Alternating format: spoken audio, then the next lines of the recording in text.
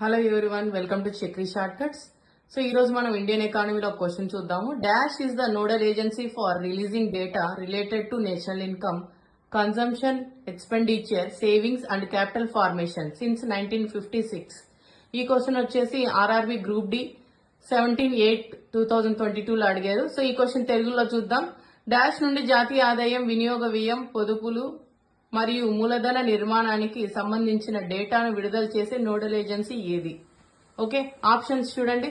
Public asset management office, central statistic office, central finance office, monetary policy office. So answer ఏంటండి?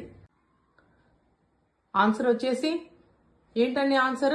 Central statistical office అన్నమాట. So ఈ explanation పార్ట్కి వస్తే, ఈ central statistical office ఏ ministry కింద వర్క్ చేస్తుందంటే ministry under statistics and programme implementation. దీని యొక్క హెడ్ క్వార్టర్ వచ్చేసి న్యూఢిల్లీ.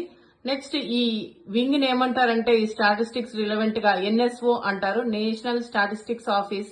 సో ఇది ఏ కాంబినేషన్ లో వచ్చిందంటే సెంట్రల్ స్టాటిస్టికల్ ఆఫీస్ మరియు నేషనల్ శాంపుల్ సర్వే ఆఫీస్, ఈ రెండు కలియికే అనమాట ఎన్ఎస్ఓ.